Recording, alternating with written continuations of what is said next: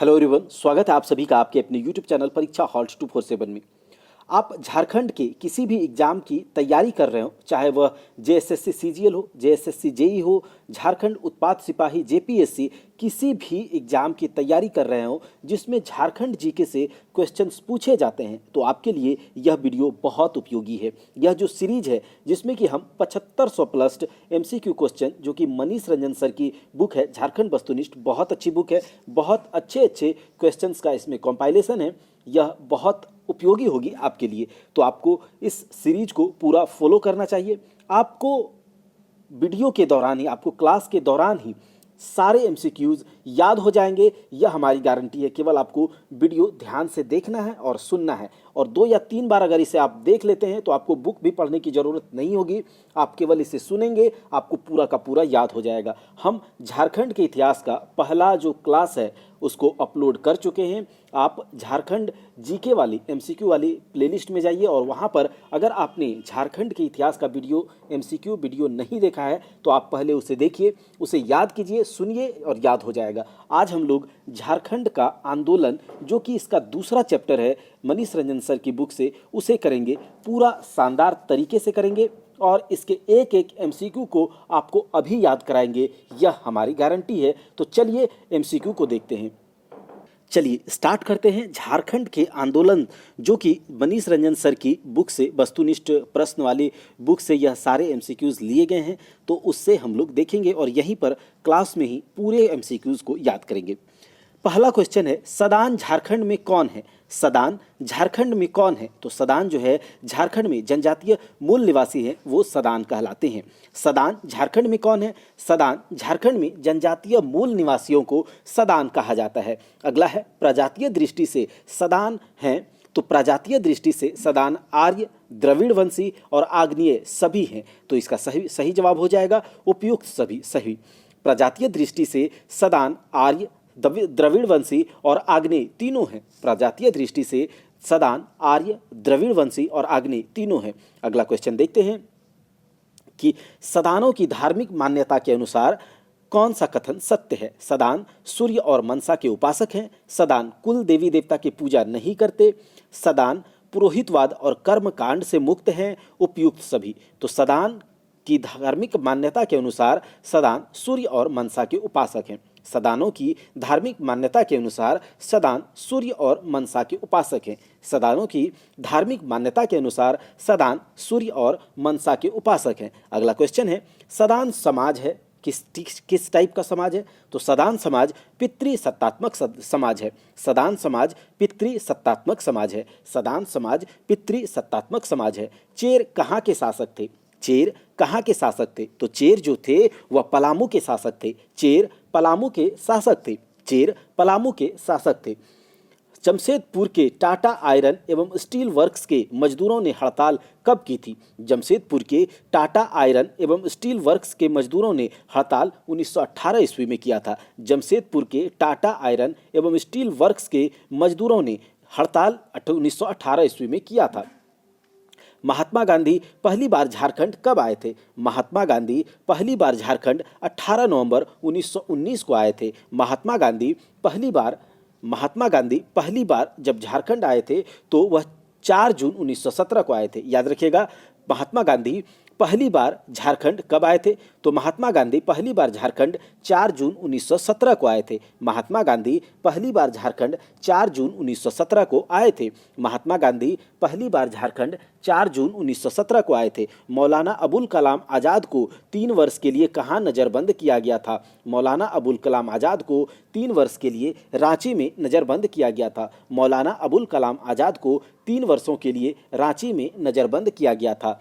हजारीबाग जिला कमेटी कब स्थापित हुई? हजारीबाग जिला कमेटी 1920 ईस्वी में स्थापित हुई थी। हजारीबाग जिला कमेटी 1920 ईस्वी में स्थापित हुई थी। झारखंड में असहयोग आंदोलन का प्रमुख केंद्र कौन था? झारखंड में असहयोग आंदोलन का प्रमुख केंद्र था रांची। झारखंड में असहयोग आंदोलन का प्रमुख केंद्र था रांची। बिहार स्टूडेंट्स कॉन्फ्रेंस का 16वां अधिवेशन अक्टूबर 1921 में कहाँ आयोजित किया गया था? तो बिहार स्टूडेंट कॉन्फ्रेंस का 16वां अधिवेशन 1921 में हजारीबाग में आयोजित किया गया था। बिहार स्टूडेंट कॉन्फ्रेंस का 16वां अधिवेशन अक्टूबर 1921 में हजारीबाग में आयोजित किया गया था। झारखंड में हाट कर न देने का आंदोलन किसने चलाया था? झारखंड में हाट कर न देने का आंदोलन विष्णु माधुरी ने चलाया था। झारखंड में हाट कर न देने का आंदोलन विष्णु माधुरी ने चलाया था। झारखंड में किन जिलों में 26 जनवरी 1930 को पूर्ण स्वाधीनता दिवस मनाया गया? झारखंड के किस जिलों में 26 जनवरी 1930 को पूर्ण स्वाधीनता दिवस मनाया गया था? हजारीबाग, धनबाद, बोकारो, रांची, जमशेदपुर, खूंटी, साहेबगंज, गोड्डा, देवघर। तो झारखंड के सभी जिलों में 26 जनवरी 1930 को पूर्ण स्वाधीनता दिवस मनाया गया था। झारखंड के सभी जिलों में 26 जनवरी 1930 को पूर्ण स्वाधीनता दिवस मनाया गया था। जवाहर दिवस का आयोजन कब किया गया था? जवाहर दिवस का आयोजन 16 नवंबर को किया गया था। जवाहर दिवस का आयोजन 16 नवंबर को किया गया था। सविनय अवज्ञा आंदोलन के समय डॉक्टर राजेंद्र प्रसाद को किस जेल में रखा गया था? सविनय अवज्ञा आंदोलन के समय डॉक्टर राजेंद्र प्रसाद को हजारीबाग जेल में रखा गया था। सविनय अवज्ञा आंदोलन के समय डॉक्टर राजेंद्र प्रसाद को हजारीबाग में रखा गया था। महात्मा गांधी अंतिम बार रांची कब आए थे? महात्मा गांधी अंतिम बार रांची कब आए थे? महात्मा गांधी अंतिम बार रांची 1940 ईस्वी में आए थे। महात्मा गांधी अंतिम बार रांची 1940 ईस्वी में आए थे। भारतीय राष्ट्रीय कांग्रेस का 53वां वार्षिक अधिवेशन कहाँ शुरू हुआ था? भारतीय राष्ट्रीय कांग्रेस का 53वां वार्षिक अधिवेशन रामगढ़ में शुरू हुआ था। भारतीय राष्ट्रीय कांग्रेस का 53वां वार्षिक अधिवेशन रामगढ़ में शुरू हुआ था। कांग्रेस के रामगढ़ अधिवेशन की अध्यक्षता किसने की थी? कांग्रेस के रामगढ़ अधिवेशन की अध्यक्षता मौलाना अबुल कलाम आज़ाद ने की थी। कांग्रेस के रामगढ़ अधिवेशन की अध्यक्षता मौलाना अबुल कलाम आज़ाद ने की थी। 14 अगस्त 1942 को किस जिला स्कूल के विद्यार्थियों ने जुलूस निकालकर 14 अगस्त 1942 को किस जिला स्कूल के विद्यार्थियों ने जुलूस निकालकर भारत छोड़ो आंदोलन की शुरुआत की? 14 अगस्त 1942 को रांची के जिला स्कूल के विद्यार्थियों ने जुलूस निकालकर भारत छोड़ो आंदोलन की शुरुआत की थी। 14 अगस्त 1942 को रांची के जिला स्कूल के विद्यार्थियों ने जुलूस निकालकर भारत छोड़ो आंदोलन की शुरुआत की थी। वहीं पर 1913 ईस्वी में किसके नेतृत्व में मानगढ़ आदिवासी आंदोलन शुरू हुआ था? 1913 में नायक गुरु, ठीक है, 1913 में नायक गुरु के नेतृत्व में मानगढ़ आदिवासी आंदोलन शुरू हुआ था। 1913 ईस्वी में नायक गुरु के नेतृत्व में मानगढ़ आदिवासी आंदोलन शुरू हुआ था।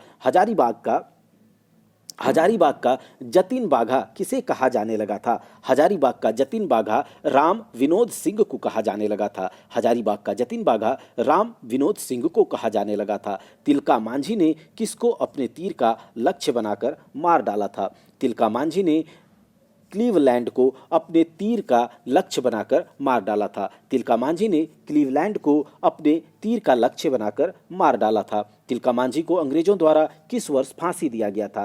तिलका मांझी को अंग्रेजों द्वारा 1785 में फांसी दिया गया था। तिलका मांझी को अंग्रेजों द्वारा 1785 में फांसी दिया गया था। तिलका मांझी को अंग्रेजों द्वारा फांसी कहाँ दी गई थी? तिलका मांझी को अंग्रेजों द्वारा फांसी भागलपुर में दिया गया था। 1785 ईस्वी में तिलका मांझी को अंग्रेजों द्वारा फांसी भागलपुर में 1785 ईस्वी में दिया गया था। बिरसा मुंडा का जन्म कब हुआ था? बिरसा मुंडा का जन्म 15 नवंबर 1875 को हुआ था। बिरसा मुंडा का जन्म 15 नवंबर 1875 को हुआ था। बिरसा मुंडा का जन्म 15 नवंबर 1875 को हुआ था। अंग्रेज सरकार ने बिरसा की गिरफ्तारी पर कितने रुपया का इनाम रखा था? अंग्रेज सरकार ने बिरसा की गिरफ्तारी पर 500 रुपये का इनाम रखा था।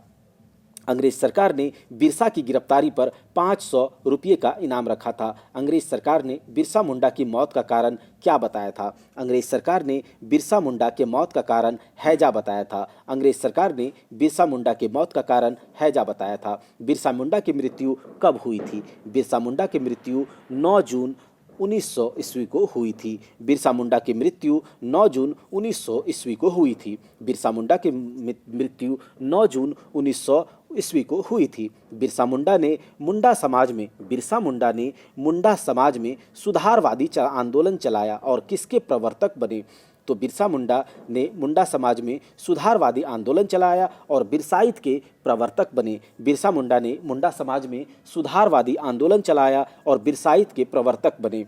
वहीं पर झारखंड में सर्वप्रथम यूरोपियनों का आगमन कब हुआ था? झारखंड में सर्वप्रथम यूरोपियनों का आगमन 1749 ईस्वी में हुआ था। झारखंड में सर्वप्रथम यूरोपियनों का आगमन 1750 ईस्वी में हुआ था। बुद्धू भगत का संबंध किस विद्रोह से था? बुद्धू भगत का संबंध कोल विद्रोह से था। बुद्धू भगत का संबंध कोल विद्रोह से था। बुद्धू भगत का संबंध कोल विद्रोह से था। वहीं पर बुद्धू भगत को पकड़ने के लिए अंग्रेजों ने उस पर कितना इनाम रखा था? बुद्धू भगत को पकड़ने के लिए अंग्रेजों ने उन पर 1000 रुपये का इनाम रखा था, जिनका कि संबंध कोल विद्रोह से है। बुद्धू भगत की मृत्यु कब हुई थी? बुद्धू भगत की मृत्यु 14 फरवरी 1832 ईस्वी को हुई थी। बुद्धू भगत की मृत्यु 14 फरवरी 1832 ईस्वी को हुई थी। रानी सर्वेश्वरी को गिरफ्तार कर किस जेल में रखा गया था? रानी सर्वेश्वरी को गिरफ्तार करके भागलपुर जेल में रखा गया था। रानी सर्वेश्वरी को गिरफ्तार करके भागलपुर जेल में रखा गया था। सिद्धू कान्हू को फांसी की सजा कब दी गई थी? सिद्धू कान्हू को फांसी की सजा 26 जुलाई 1856 ईस्वी को दी गई थी। सिद्धू कान्हू को फांसी की सजा 26 जुलाई 1856 ईस्वी को दी गई थी। चांद भैरव की मृत्यु कहाँ पर हुई थी? चांद भैरव की मृत्यु बरहेट में हुई थी। चांद भैरव की मृत्यु बरहेट में हुई थी। 30 जून 1855 को सिद्धू कान्हू ने कहाँ पर जनसभा को संबोधित किया था? 30 जून 1855 को सिद्धू कान्हू ने भगनाडीह में जनसभा को संबोधित किया था। 30 जून 1855 को सिद्धू कान्हू ने भगनाडीह में जनसभा को संबोधित किया था। फरवरी 1856 में सिद्धू तथा कान्हू को कहां से गिरफ्तार किया गया? फरवरी 1856 में सिद्धू कान्हू को उपरबंधा से गिरफ्तार किया गया। फरवरी 1856 में सिद्धू तथा कान्हू को उपरबंधा से गिरफ्तार किया गया था।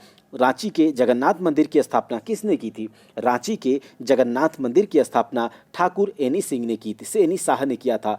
रांची के जगन्नाथ मंदिर की स्थापना ठाकुर एनी शाह ने किया था। ठाकुर विश्वनाथ शाहदेव का जन्म कहाँ हुआ था? ठाकुर विश्वनाथ शाहदेव का जन्म सतरंजी में हुआ था। ठाकुर विश्वनाथ शाहदेव का जन्म सतरंजी में हुआ था। ठाकुर विश्वनाथ शाहदेव ने किस विद्रोह का नेतृत्व किया था?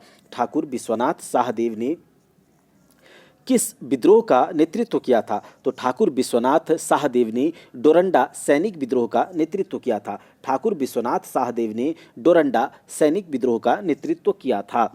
वहीं पर ठाकुर विश्वनाथ शाहदेव के सैन्य विद्रोह में इनके सहयोगी गणपत राय थे। ठाकुर विश्वनाथ शाहदेव के सैन्य विद्रोह में इनके सहयोगी गणपत राय थे। ठाकुर विश्वनाथ शाहदेव को फांसी कब दी गई थी? ठाकुर विश्वनाथ शाहदेव को फांसी कब दी गई थी? तो ठाकुर विश्वनाथ शाहदेव को 16 अप्रैल 1858 को फांसी दी गई थी।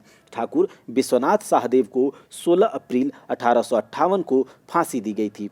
ठाकुर विश्वनाथ शाहदेव को किस स्थान पर फांसी दी गई थी? तो ठाकुर विश्वनाथ शाहदेव को रांची में फांसी दी गई थी। ठाकुर विश्वनाथ को शाहदेव को रांची में फांसी दी गई थी। शेख भिखारी का जन्म कब हुआ था? शेख भिखारी का जन्म 1831 ईस्वी में हुआ था। शेख भिखारी का जन्म 1831 ईस्वी में हुआ था। शेख भिखारी निम्न में से किसके दीवान थे? शेख भिखारी उमराव सिंह के दीवान थे। शेख भिखारी उमराव सिंह के दीवान थे। याद रखिएगा, शेख भिखारी उमराव सिंह के दीवान थे।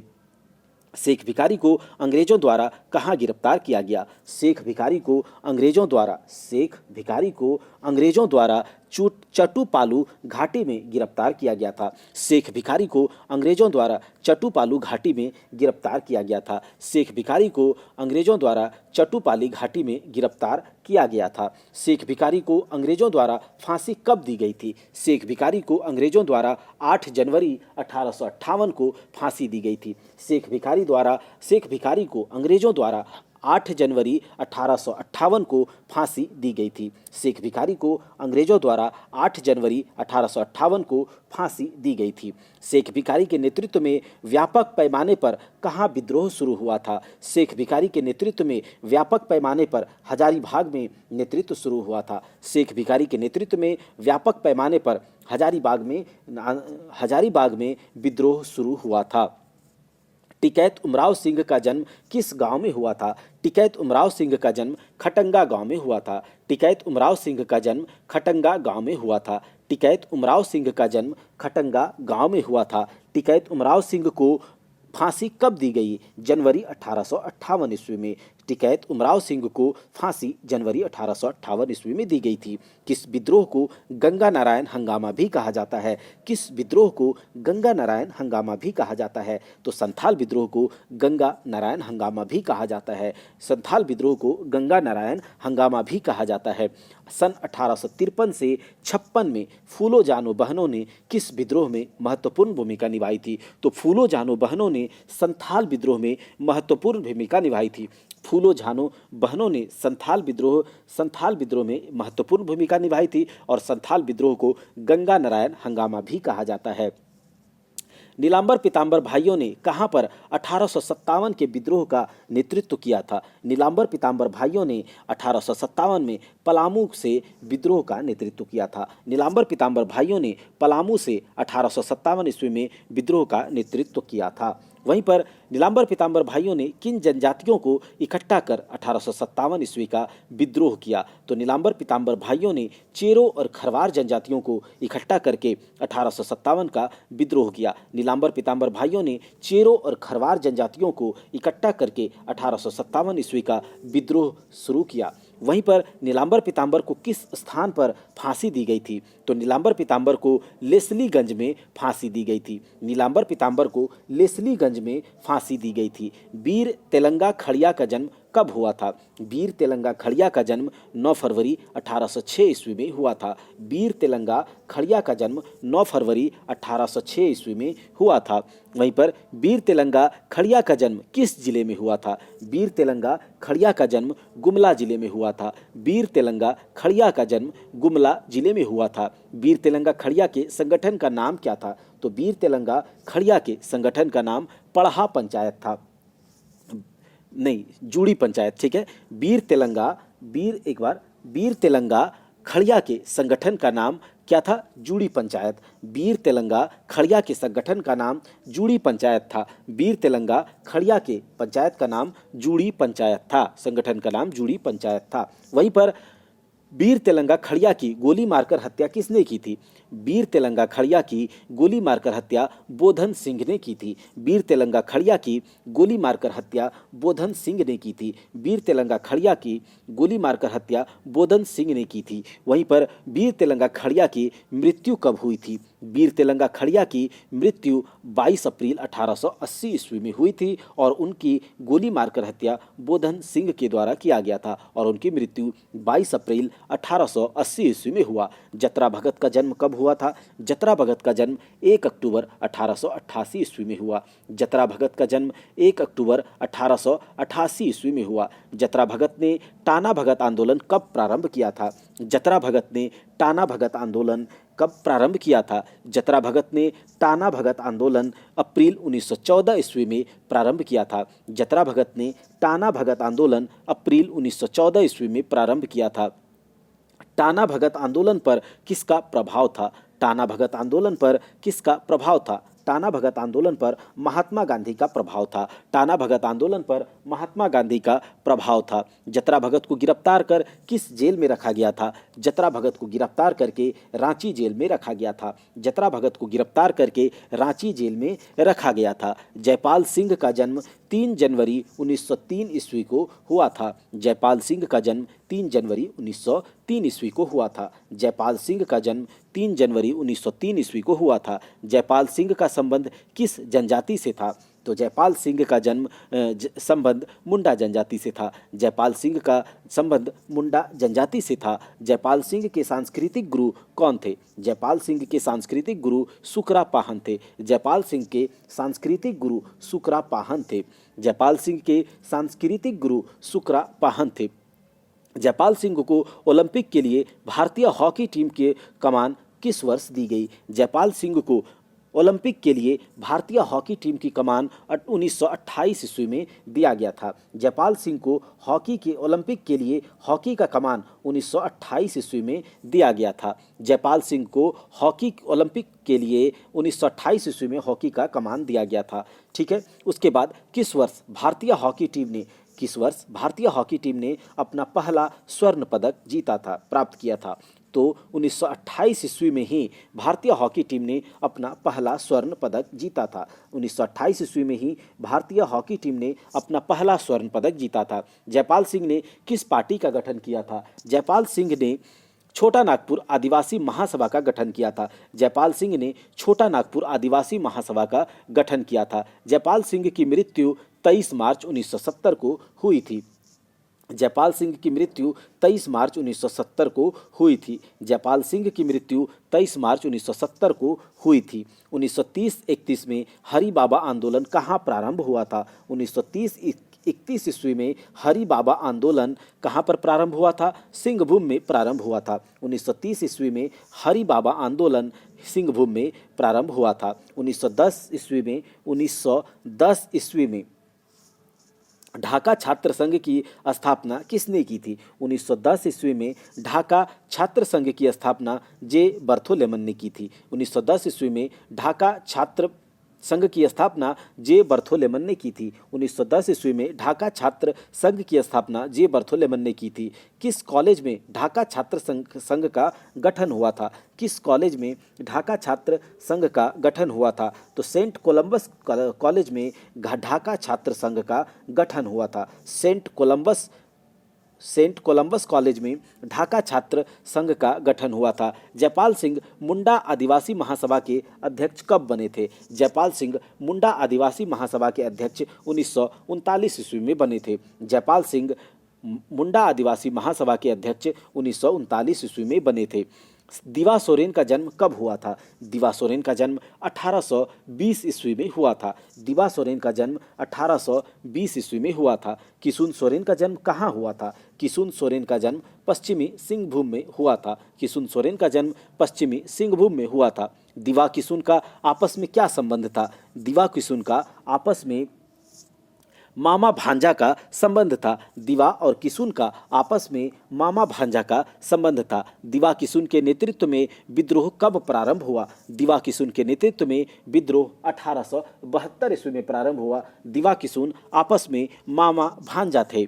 वहीं पर दिवा किशुन को किस जेल में फांसी दी गई थी? दिवा किशुन को सरायकेला जेल में फांसी दी गई थी। दिवा किशुन को सरायकेला जिले में फांसी दी गई थी। रानी सर्वेश्वरी कहाँ की रानी थी? रानी सर्वेश्वरी महेशपुर की रानी थी, जिन्हें की भागलपुर जेल में बंद रखा गया था। रानी सर्वेश्वरी महेशपुर की रानी थी। रानी सर्वेश्वरी महेशपुर की रानी थी। रानी सर्वेश्वरी ने अंग्रेज ठेकेदारों का विरोध क्यों किया था? तो रानी सर्वेश्वरी ने अंग्रेज ठेकेदारों का विरोध जंगल की कटाई के लिए किया था। रानी सर्वेश्वरी ने अंग्रेज ठेकेदारों का विरोध जंगल की कटाई के लिए किया था। रानी सर्वेश्वरी की मृत्यु कब हुई थी? रानी सर्वेश्वरी की मृत्यु 6 मई 1807 ईस्वी में हुई थी। रानी सर्वेश्वरी की मृत्यु 6 मई 1807 ईस्वी में हुई थी।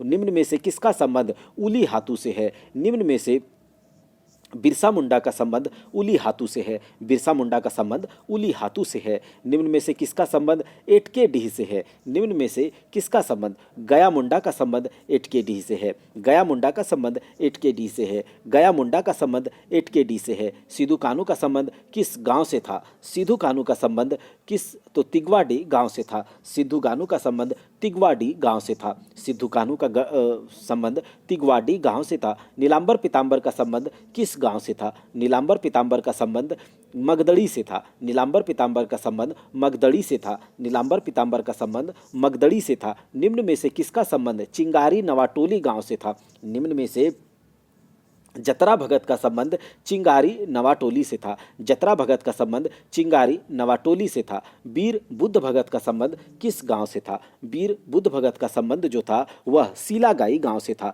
वीर बुद्ध भगत का संबंध सीलागाई गांव से। दोस्तों, हमने झारखंड के आंदोलन से जितने भी क्वेश्चंस मनीष रंजन सर के बुक में एमसीक्यूज दिए गए हैं उसको हमने अभी किया है। आप इस वीडियो को अगर ध्यान से सुनेंगे तो आपको सारे के सारे एमसीक्यूज यहीं पर याद हो जाएंगे और 2 बार अगर आप इसको सुन लिए तो आपको पक्का यह दिमाग में बैठ जाएगा। तो आपके लिए हम मेहनत कर रहे हैं, क्वालिटी कंटेंट लेकर आने की यहाँ पर भरपूर प्रयास किया जा रहा है और लेकर भी आ रहे हैं। हमारे चैनल पर ना केवल खोरठा बल्कि कंप्यूटर का भी अभी क्लास चलाया जा रहा है और जो कि जेएसएससी सीजीएल को जो भी स्टूडेंट्स या फिर झारखंड उत्पाद सिपाही या जेएसएससी जेई की तैयारी कर रहे हैं तो उसके लिए 70 दिनों का जनरल स्टडीज़ के लिए एक मास्टर प्लान हम लेकर आए हैं, जिसको अगर आप फॉलो करते हैं तो बहुत 100% चांसेस है कि आपका सिलेक्शन हो जाएगा। अगर इतना आप पढ़ाई कर लेते हैं, कुछ सजेस्टेड बुक्स हैं,